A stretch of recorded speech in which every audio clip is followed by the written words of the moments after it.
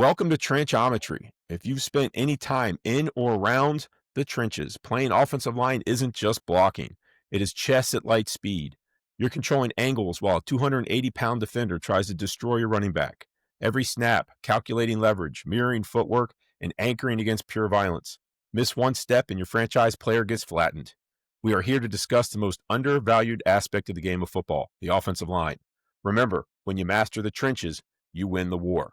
My guest today has just finished his 30th year coaching. He started his playing career on the East Coast at the perennial state contender St. Thomas Aquinas. He was a standout offensive lineman for the Raiders, earning All-American and All-State honors as a senior. He would go on to Rice, looking to become a doctor while earning Southwestern Conference recognition on the all-freshman team. Coaching changes forced a transfer to UGA, where he would play out his time earning a number of different surgeries for his effort. He started his career as an accountant at the Walt Disney World Corporation. He missed the field and would start his coaching career at Iona College and serve a quick internship with the Buffalo Bills. He would move to North Carolina and enter the high school coaching ranks in Fayetteville, North Carolina, before taking his first head coaching job at Currituck County High in the Outer Banks of North Carolina. After rebuilding that school from an 0-10 season to the state playoffs, he would return to his home state of Florida and begin a rebuilding effort at Estero High School. This was no small undertaking, if I might add my own little editorial there. Next on his stop was 2 seasons in the stomping grounds of Hall of Fame Edgerrin James with the Immokalee Indians. Once again, feeling the call to go do the impossible, he would move to Bonita Springs High School to start the football program there. Currently in Collier County at Golden Gate High School, I'd like to welcome Coach Rich Dombroski to Trenchometry today. Coach, welcome. Welcome. Hey, thank you for having me. This is I got to tell you first off, the run in between us and I think it was 2008 while you were at Estero High School, one of the most gracious things that you ever said, and I'll never forget it my entire life, after an absolutely awful evening on the field. And it was awful both ways, for you on the bad end and me on the other end. The first thing you said, we came across the field to shake hands. I don't know if you remember this or not. First thing I said is, Coach, I'm sorry. We were not trying to run up the score. And you said, I'll never forget this. You looked me straight in the eye. You smiled and you said, Coach, we have a responsibility to tackle your guys. And so it was such a gracious line in a situation that was not a fun time to be in. And most people would not see it that way if they would see the score and know what happened. But I'll never forget that. And I'm very grateful for you kind of taking some of the heat off. And that was a very nice thing for you to say. But I've always looked and had a very high opinion of you ever since that night. Just wanted to tell you thank you publicly and personally from that. It was not, again, it was not a fun time, but you made it something that was not as bad as it could have been, for sure. I appreciate that. So I got to tell you, man, you've taken some of just from what I've seen, you're a miracle worker. What's kind of the secret to your success there? Because you took over. That was a terrible Estero program. They were in bad shape, man. They were a sinking ship. I don't know how far they were away from having that program kind of shut down when you took it over, and you got them to the playoffs. In a short, 3 years, you were in the playoffs? Right. It's all about buy-in.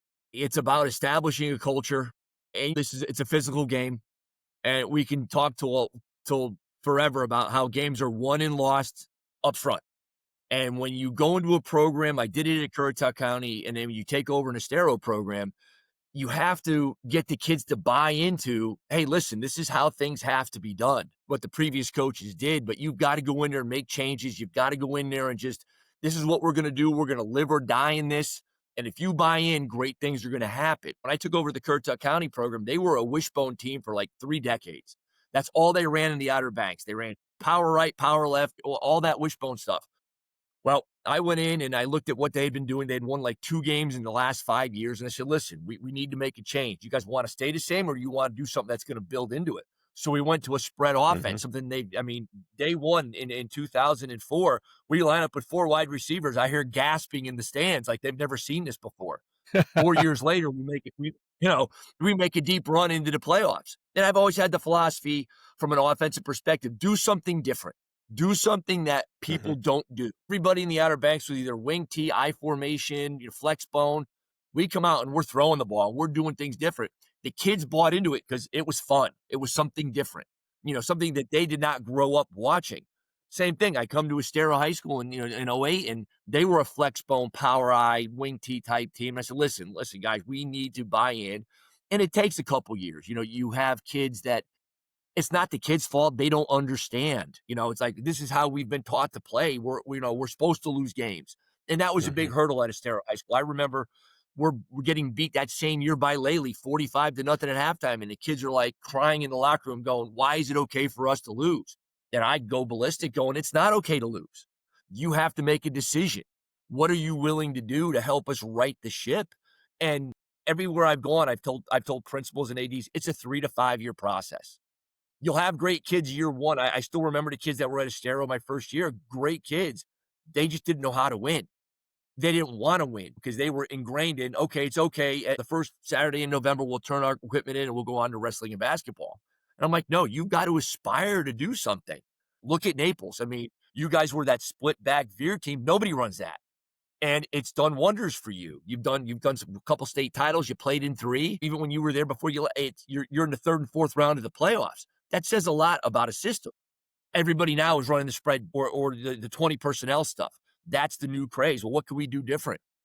At Golden Gate, we're a flexbone team. We're a pistol flexbone team. And for a couple of games, we had almost 500 yards of offense with undervalued and under-talented kids who just bought in. And last year at Golden Gate, they went 1-9. We went 4-6 this year.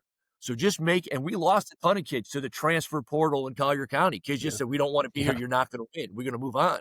So we took a bunch of kids, and between June and August, we got them to buy in. This is what we need to do. And we pull off 4 wins, which I think is an incredible job for Coach Bajika and myself and everybody that's on that staff. So it's buy-in, getting the kids to buy in. And then it starts up front, getting those big boys up front to work. I agree with that. I mean, you guys have definitely out there Golden Gate have had a draw on kids that live in your zone going to different schools and private schools and other public schools. So you guys have been fighting an uphill battle for sure. Yes, But you sir. say that the difference part of it, I think back to when you went to Bonita and you kind of throwing some single wing at people, Well, we direct did. snap to the running back and a little spinner series and that kind of stuff. So that's I am fun a to watch for sure. Absolutely. Well, I'm a big believer that at the high school level, you have to match your talent to your system. At the college level, you're out recruiting your 4 and 5 stars. So if you're Lincoln Riley running the spread, or you're at Paul Johnson at Georgia Tech, you're going to find those running backs. But we had to. In my first 4 years at Bonita Springs, we had a kid that could throw the ball. We had a bunch of quick little receivers, so we did some stuff. Well, when that first class left, we had nothing. No quarterback, no anything. And when I was at Immokalee, I went up to Apopka High School and I visited Rick Darlington and I said, I want to learn your single wing. I want to use it as a package. I want my younger kids to run it. Because, most head coaches, they want their freshmen and JV teams to run exactly what their varsity is. And I think running the spread and the zone read it's a tough thing to do at those lower levels.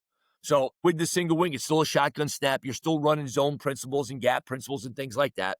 So I sat with Rick for a weekend and he taught me his entire offense, just the basics of it, and brought it to Immokalee High School. And my second year at Immokalee, I think it was 2014, our JVs ran it, went undefeated, and our freshmen went 6-2. So there was a lot of success with that. I had a small stint at Golden Gate before Bonita Springs, and Mike DeGrigley was the head coach. And in my first year there, the varsities run the spread. We go down to watch Lely, our freshman play Lely, and the freshmen win 7-0, but it's the most god-awful, ugly football game you've ever seen.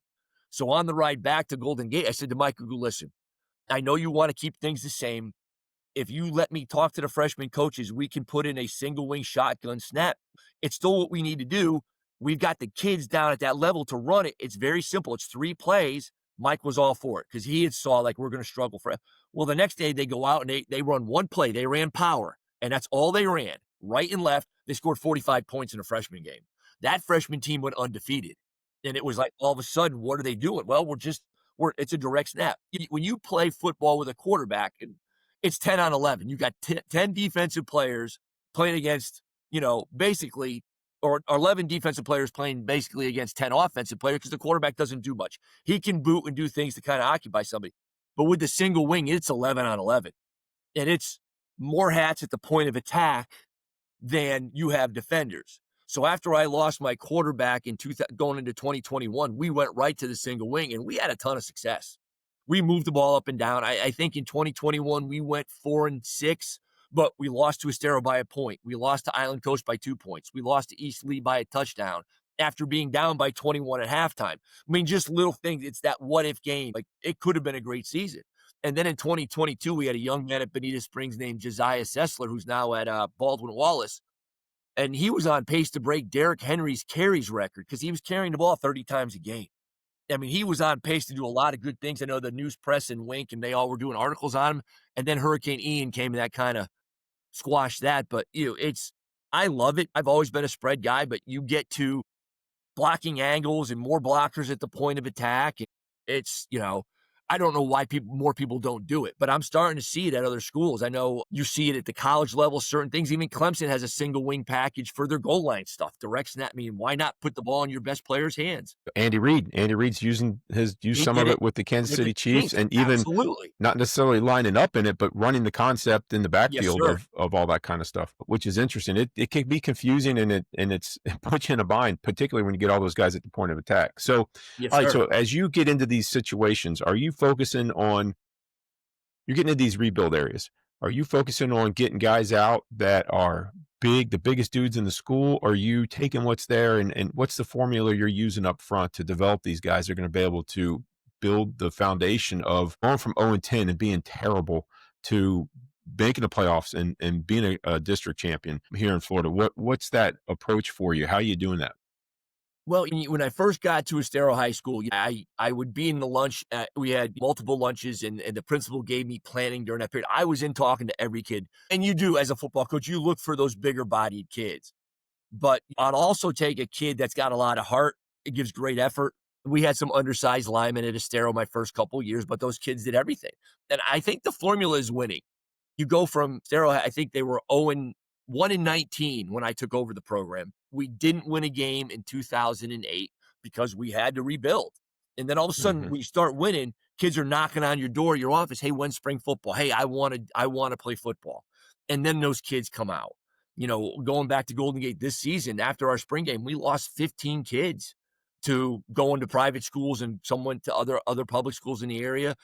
And we got a bunch of kids out that were undersized, but they were willing to work. Die on this hill that I can take a bunch of 5'9" offensive linemen that are coachable and give great effort and have great hips, and we can be successful. Because we were this year, like I said, both of my tackles are 5'9", but they are willing to do whatever they can to down block, and they run their feet, they work proper angles, their footwork is great, their hand placement. And when you start winning, then those other kids start to come out. So I So talk to me. What are you doing? What's the first thing that you're developing in those offensive linemen? You get these guys out, you get them on the field. Where do you start with them? We start with the feet. I will live and die on the hill that footwork is the key to being a great offensive lineman.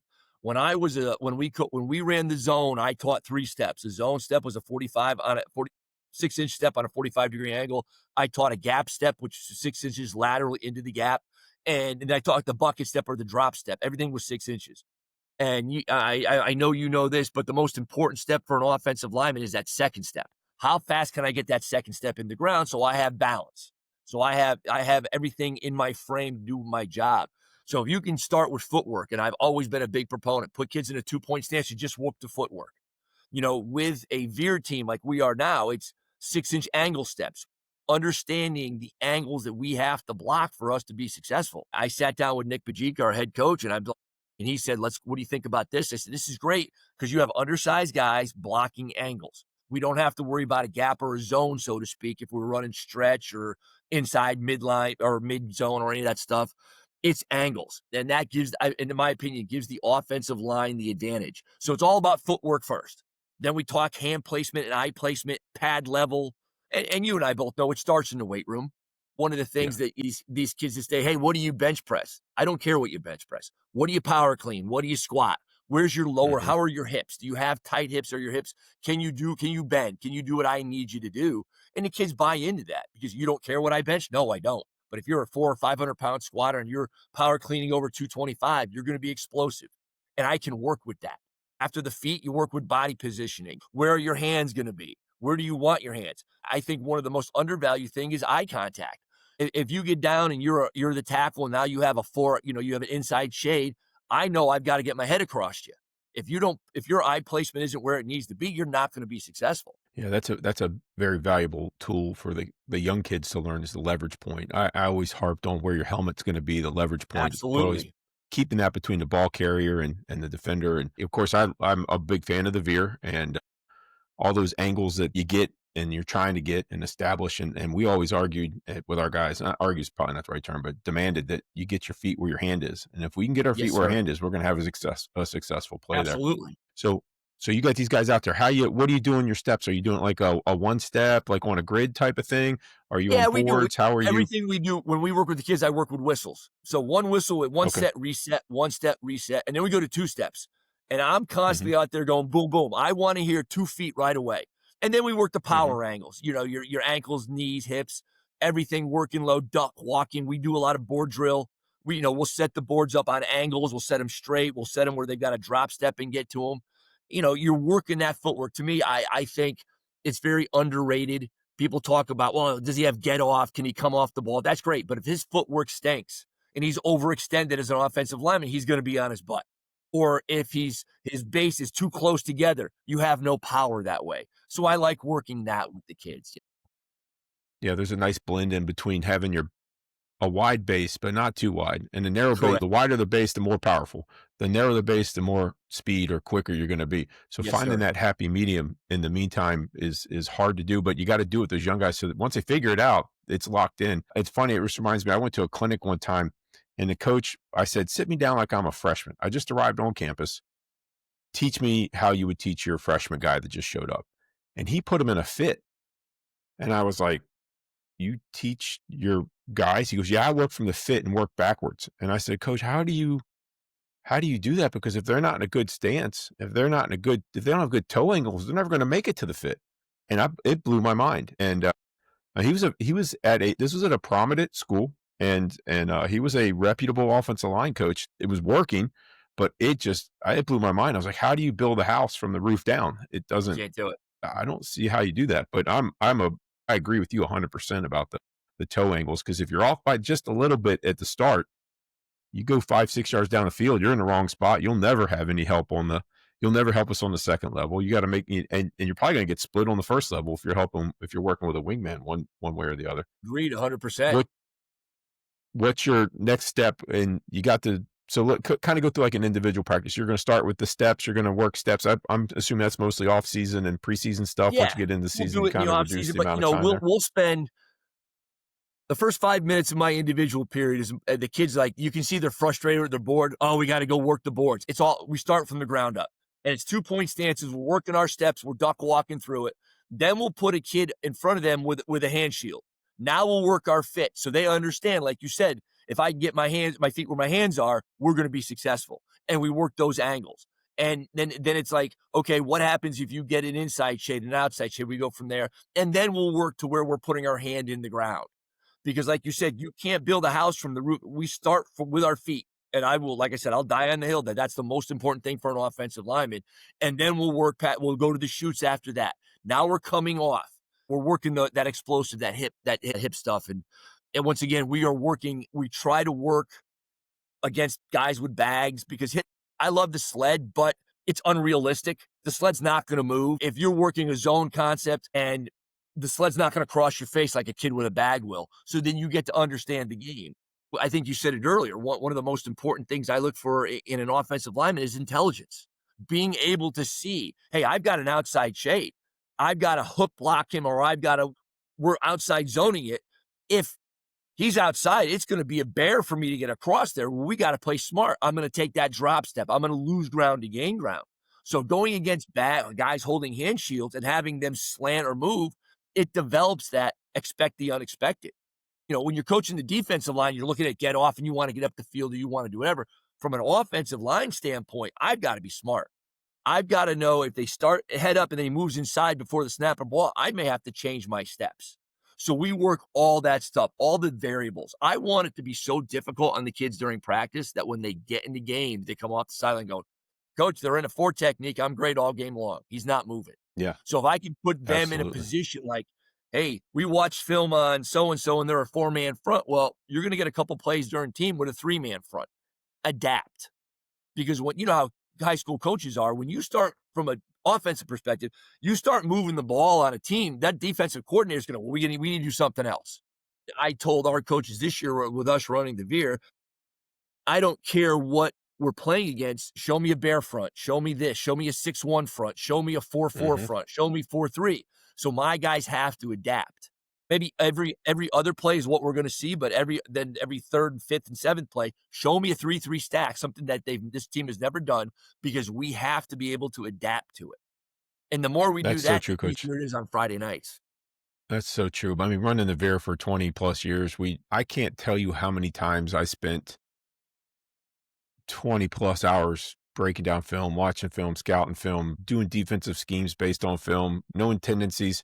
And I show up and I look down at the other field in pregame, and they got 5 defense linemen instead of 2 or 3 or 4, whatever it is they're doing there. Or they have 3 instead of, or they got 8 instead of 2. And I'm like, gosh dang it. Everything we worked on all week long Right. down the tube. So it's worthless.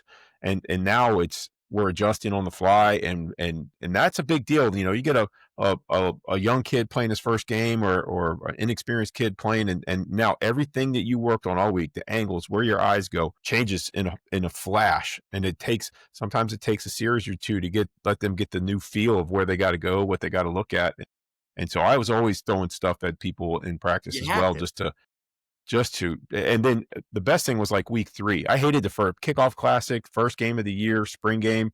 Oh, I hated those things. I would just as soon forfeit and not play, and allow us to get a little bit of film on people so I could see what they had all together. Right. Sure. And because, good Lord, man, that used to frustrate me. We get there, and then, week 4 or 5, now you've seen different things. And you're like, all right, remember week 1? That's what we're doing. Oh, yeah, yeah, yeah. So hopefully that intelligence pulls up there and they can rely on that. After you get those steps down, are you coaching a tripod, hands, face, tripod on the Yeah, we shield? do all that. What's the Once again, concept? it's after feet, now it's hands. Where do your hands go? It goes back to if my feet can get to where my hands are, or vice versa, I'm going to be good. Getting fit inside, getting the guys to understand we can't be out here. Everything needs to be inside. And when you're blocking angles, it's kind of easier that way, in my opinion, because if you're a tackle blocking down on a 3 technique, I know I'm going to put my helmet either into his shoulder or across his face, and my hands are going to be here. And we work the why. This is a generation that frustrates me, coach, because they're like, Coach, why do we have to do this? When I was in high school, if I was told to do something, I just did it. And the why would come to me later on, like, okay, I understand why. Now I have to explain it. The flip side to that is, by explaining it to these young kids, it clicks with them like, okay, I understand. So where's my hand placement next? And then it's all about effort. I tell my kids, I refuse to coach effort. If I have to coach effort, we're in trouble. So if our individual period is 10, 15 minutes, I expect you to give me everything you got for 10, 15 minutes, because that's where games are won and lost. When we work the little things, footwork, hand placement, body angles, getting our head, where should our head be on this? So we do a lot of double teams with our offense. So we have a period we do a group period after individual with our defensive line, and we work against the live body. Because you know how it is in practice at the high school level. You put that second string offensive tackle in there, or a third string guy, or a Freddy, he's not going to give you effort on a double team. But you put your starting defensive tackle, nose guard, defensive end, he's going to fight because his coach is yelling at him like I'm yelling at my kids. So it's what I love about the O&D line is the physicality of the game. You know how it is. If you're not physical, and that's what we stress that with our kids at Golden Gate, and when I was at Bonita Springs running the single wing, we have to be the most physical team. And you don't get that hitting a sled. It's all body to body work. I mean, there's pros and cons to the sled, and it serves a purpose. But after we work fit and we've got everything and work hip drive, now I want to go against a live body, because you put even a second string defensive lineman in there against you, and he's fighting for a starting spot, and you tell him slant either way, he's going to slant as hard as he can, and that Yeah. only makes us better. And he wants to be able to brag to his buddy, I whooped your tail Absolutely, he is. yesterday in Absolutely, he does. practice. I know the sled work for me was, you bring up a good point. It's not realistic in the movement aspect. No, My whole thing with the sled is I wanted to see my guys accelerate their feet through contact. I think that was the one big benefit the sled brought, was that sure. when you hit that resistance, the first resistance you feel, to push through that thing and accelerate, because you see, particularly young guys, they'll hit something and their feet settle. And All the time. that would drive me nuts. I was just trying to make sure that no settling, just I want to see contact and the feet running through contact. And that was the whole thing. Once we got to that point and I could see that we were blowing through those points where you'd want to settle your feet, I was totally fine with, if we didn't do a lot of sled work, great. But I wanted to make sure that was that was going to happen. We were going to run through contact regardless of what was going to happen. We might be getting our teeth kicked in. Northwestern, you come out with the biggest defensive lineman I've ever seen in my life, and they just start kicking our teeth in. But hey, we're going to try. We're going to run our feet through Our them at feet. least, and Absolutely. kind of bounce off of them. He looked like some monster on top. What's the King Kong. gargantuan guy? Yep. So, all right, coach, what's the one drill? What's your favorite drill? Like, you got weather coming in, lightning, wet ball. I mean, we could go an hour just talking about wet ball practices, Right. probably. But you got weather, something coming in. You got 10 minutes. What are you putting your kids in? What are you doing to make sure they get it done? This is the one thing you got to get done every day. We got to get down. We block angles. I call it the point drill, where we get our 5 guys up and we'll put bodies out there. We're running veer right. Point to who you have. What Mm. steps are you going to take? I want them to verbally tell me what they're going to do. It's a non-contact drill, but it's so beneficial that our kids can see. And then we'll go veer right, and then I'll move the defense around quickly. I'll tell kids behind them, you go here, you go there. Now we're running the same play. What do you do? I want my kids to think. I want them to say, Coach, it's a double team now. We're making an ace call, which is a double team between a center and the guard. Or now we're making a deuce call, guard and tackle. Good. And why are you doing that? Coach, he went from a shade to a 3 technique on the guard. I have to come down. The more our kids, like I said, the intelligence part of the game up front from an offensive perspective. I don't care what anybody says. Our Articulating. smartest guys are up front. They have to think on their feet. So if I've got 10 minutes, here comes a storm. We know we're going to get lightninged out. Or nowadays it's so friggin' hot. We're in the black on the wet ball. We have to go inside, but we're going to be outside. Line up. Show me who you got. Tell me why you're blocking this. And the more they talk about it, you see the light bulb go on. It's Do like, you do okay, your I steps? understand. Do you do your steps against that as well? Yeah, Like, we take do. your first step Oh, yeah. and It's a 2 whistle drill. Point, tell me who you got. Second whistle, show me your first step, show me your second step. Perfect. And I correct right then and there. Hey, that was a 12-inch step. You're off bounds. There's no double team Mhm. going to happen. Show me your second step. And then we do it. We'll keep the front up there. Then we'll do it. The second whistle is 2 steps. Get there. Perfect. Now run through your blocks. Next group up or next play. Now we're going veer left. What do we got? Point to it. 1 whistle, first step, second step, reset, 2 steps, reset, and walk through it. We run 3 base plays, 3 or 4 veer option, midline option. We run a little sweep and sprint option stuff. That's it. And then anything that comes off that. So we can get that in 10 minutes. Okay, good. This is their base front. And then, it'll translate into once we go to team, if we're, or inside run, where I tell the defensive coach running it, throw as many fronts at me as you can. Right. Coach, I've had some years where my guys come up and literally do that on the line of scrimmage during the game. Yeah. They would come up and they would point to their guy and then point and tap the guy on the side and point to who he was supposed to block. And at one point, I'm like, hey, guys, they're going to pick up on the fact that you're pointing to the guy that you're coming to block. We come up with some other method of communicating. I'm like, no, coach, we like it this way better. I said, all right, man, you Doing it. better get the job done. And most of the time they did get the job done. Sure. I'm not going to argue with results if No, that's you what can't. you say. Well, And that's I'll go back to what good. you talked to earlier. My second year in Immokalee, we were a 3-3 stack team. Going into the Naples game, we switched to a 4-man front. And when you guys came out for the first time, I watched your offensive line. They looked like deer in the headlights, but then they started pointing. Yeah, y'all beat us, I think, 24-14 that year. I just remember, I kept thinking, those kids are coached well. Because at first, the center got down and was expecting a nose guard. Well, he had a 1 and a 3. He didn't know what to do. And they settled back, and they started pointing, and you started moving the ball. And I'm like, all right, that's just good coaching on your part. Was that your second year at Immokalee or your Second first year in year? Immokalee, yes, sir. Because your first year you beat us, didn't you? I think We you beat did, us your we first did. year. And you guys we beat you, but you guys had like almost 400 yards rushing that game. I think we turned the ball over inside the 20 like 3 or 4 times or something, like, if I remember Turnovers were correctly. that's what killed you. That was with Javaris, right? Wasn't Javaris? I think was he on that team? No, Who was Dearness your running? Johnson. Dearness, that's right. Dearness was our running back my first year. And And we had was he Casey hurt that Jackson game? and Dearness. Was he hurt that game? No, he was not. He No, he played played that against game. us. That's yeah, okay, I remember that game now. One of the games, I think it was Javaris James was I'll never forget this. This was a funny thing. The Immokalee Naples rivalry, it was a good one for years and years and years. And Javaris came out on the during the game, and the year before we had fumbled the ball a couple times, or the week before we'd fumbled the ball a couple times, and he was hurt. He wasn't playing. He'd hurt his knee or something, had missed that game. And I remember him during game walking out for the coin toss and carrying the football, and then he dropped it and then looked at our sidelines and started rubbing his eyes like he was crying. That was one of the best chirps I've ever seen in my life was him doing that to us. But yeah, definitely, I do remember that game, and JC kind of took over He and did that game. He did.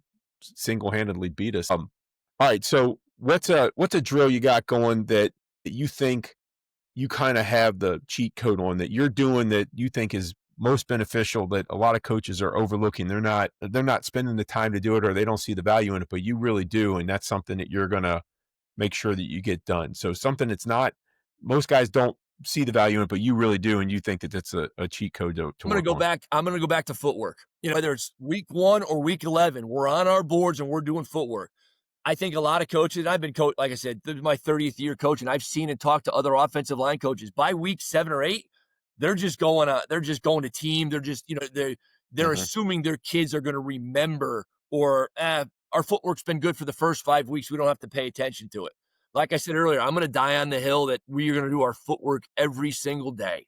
And it's benefited the teams that I've been at, like at Estero up at Currituck County, when you don't have the best talent, but you have kids that are willing to work and they're going to willing to run through a wall, but they don't forget their steps. We went out my last year at Estero, we pulled a lot. We did a lot of trapping. We did a lot of counter tray stuff. So what our footwork was, and we didn't skip pull. It was the old fashioned, we're pulling and kicking. So every day we're working our steps. I believe in it. I did it when I was in college. It was footwork every day. And then after that, it comes down to heart. Are you gonna kick that guy's butt? And if he kicks your butt, are you willing to get up and it's gonna be a 90-minute battle, or in high school, Yeah, 48-minute battle. But you yeah, start from the ground up. I'm gonna work footwork every single day, and we're gonna be perfect on it. We may get our butts kicked by somebody, but we're every day, no matter whether we're playing Naples or somebody else, our steps, when I'm watching the end zone copy, I want to see your steps there, and I correct them. I'll show them. I'll send them clips from huddle. Look at your first step. That's not what we're teaching. What did you do? Well, he moved from this to that, coach. Doesn't matter. Take your steps. yeah. So that's You know that's what you're my supposed cheat to code. do. Once we had taught you had said earlier, you might start in a wide base, but then you've got to get comfortable as you're fitting and doing things. Sometimes I'll tell kids, look at your base, it's too skinny. Look at play 67. You took a great first step, but your second step brought you, and that's why you got knocked on your butt. Or you were too wide and you Mhm. couldn't move your feet. So, I think footwork and second be hand placement. Where are my hands going to go? Where's my head going to go? Like you said earlier, get my head between the ball carrier and the defender, and I think we win. Yeah. I think if you could just do that and fall down and make them jump over you, you were probably Absolutely. okay. Yes, sir. That was minimum. Just get there and fall down, and maybe they'll trip over you. At least we got a fighting chance there. So I'm assuming you're doing technique work each day. Our typical Monday, Tuesday, Wednesday work week, and maybe a little bit on Thursday, polishing type stuff on Thursday. So you're doing technique work every day before you get into your scheme specific Right. stuff. I'm assuming that's how you kind of structure your stuff, and it's kind of more technique and introduction, brain kind of work on Monday, and then physical work and getting into the scheme work where you're working with the guy next to you and recognizing blitzes and where to go with the angles and that kind of stuff on Tuesday, Wednesday. Where are you incorporating the pass game into this? How are you incorporating that in? Is that a technique part two also in Is there that you have each day? Well, with what we're doing with the flex bone veer at Golden Gate, our major pass plays are our play action. So Mhm. what we teach is we teach that we're going to come off the ball as if we're running it, and we're going to settle in, and then we're going to sink our hips. So that way the footwork works with it. Now, when you're a veer team like we are, we don't get a lot of blitzes because teams don't want you get caught in a blitz against us. You might catch us, but it's going to Cash. be a plus 20 play or whatever. So we get a lot of base fronts. We don't get a lot of blitzing. We get blitzing when we're in 3rd and 12 or whatever, and they know we're gonna have to throw the ball or whatever it may be. But our play action passing is the key to the success of this offense. And once again, we're taking our steps, we're fitting it, and then we're sitting. Because most defensive linemen, when they feel that run block, they're going to sit, they're going to try to extend and find. Well, we're already there. By that time, it's too late for them to pass rush.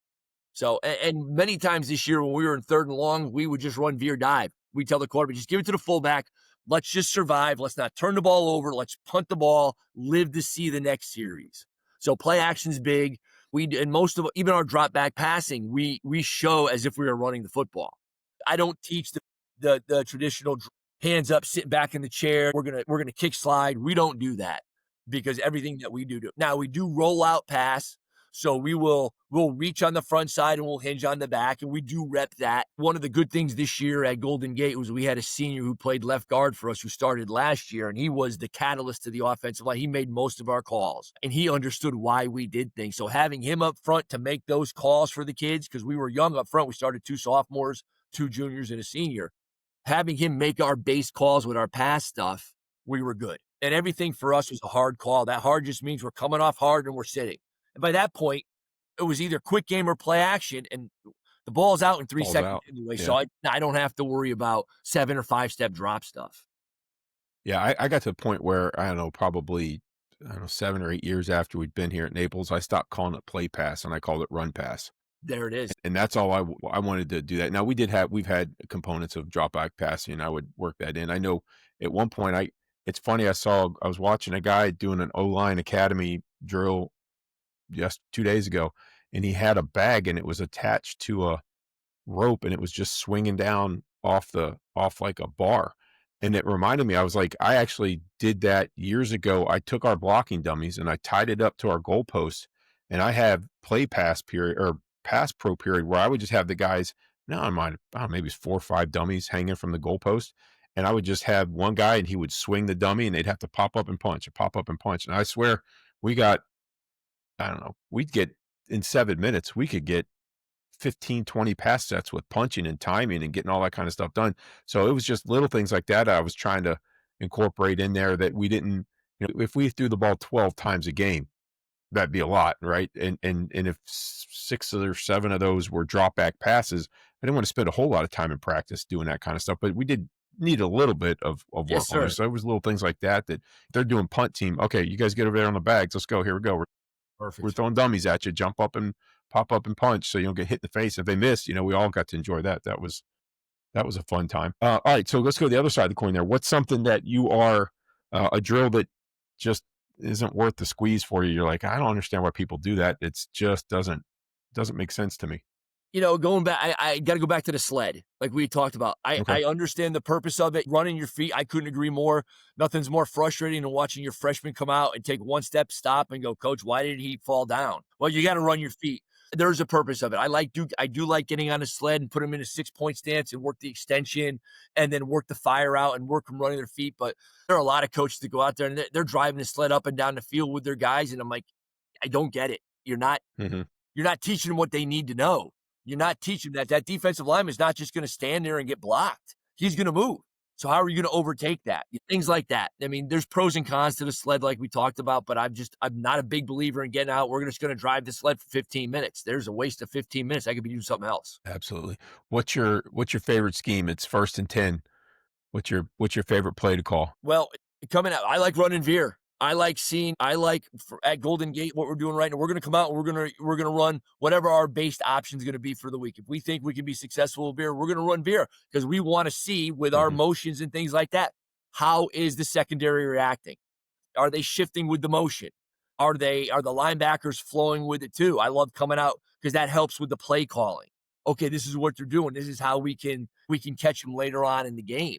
So come out with our base play every time. I mean, it's going to be either veer or midline to start the game to see how the defense is reacting.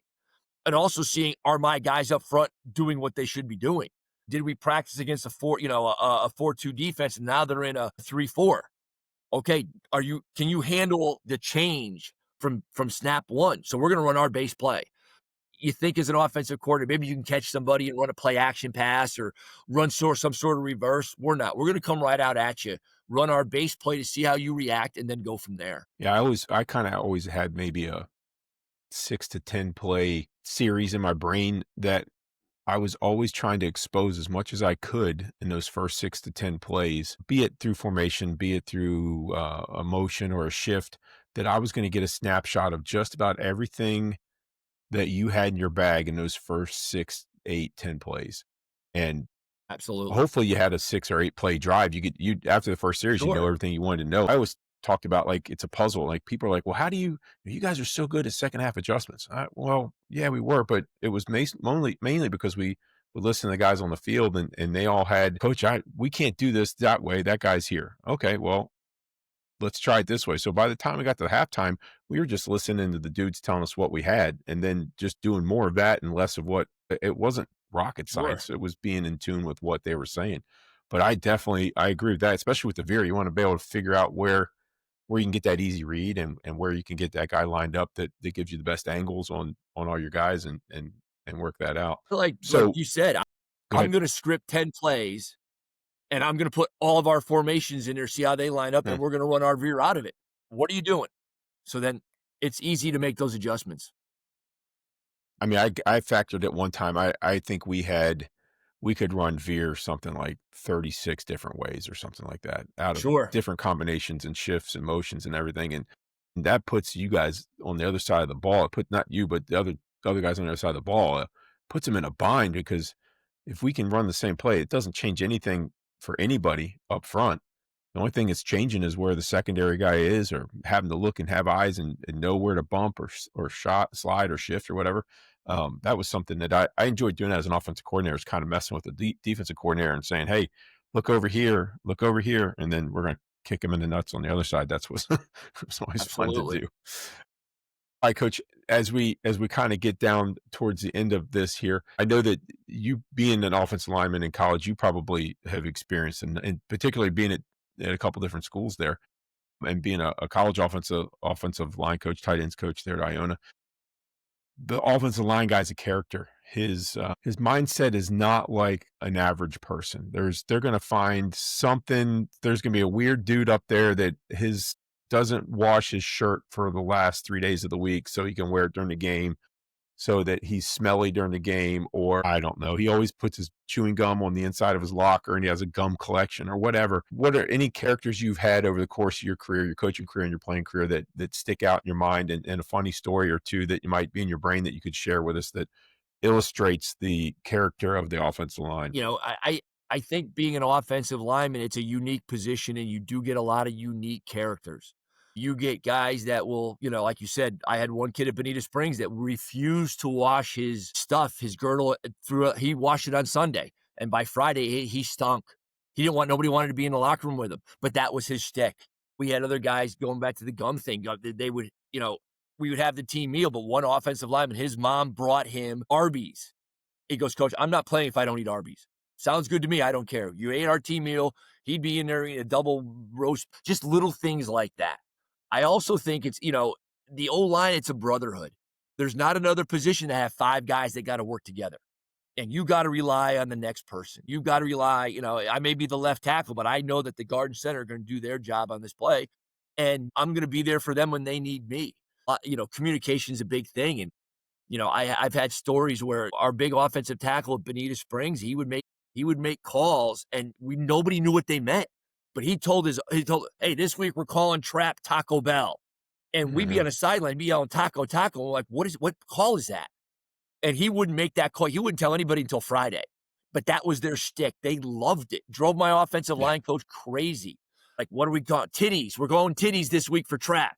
there we And go. all of a sudden it's like, that's great though, because they have that own little bond.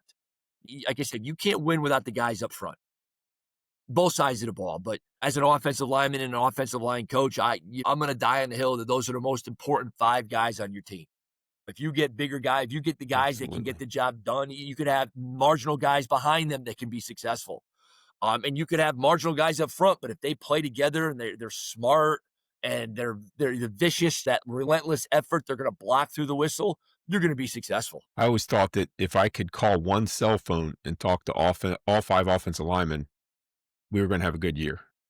And the years I had to Absolutely. call 5 or 6 different cell phones to talk to one person or different people was gonna be a little bit more difficult. And specifically those state championship years, for sure, one cell phone on a Saturday night, Sunday morning, whatever, anytime, any Tuesday afternoon, Tuesday evening after practice, I could call one cell phone and probably talk to 4 or 5 guys at one time. That was always a good sign for me. And And of course, like I've said before, when the backup right guard has a girlfriend, you're having a good year. And so that's when you see him walking through the hallways with a girlfriend next to him, and you're That's like, it. "What? He's got a girlfriend?" And they're like, "Yeah, coach, we don't understand it. Neither do I."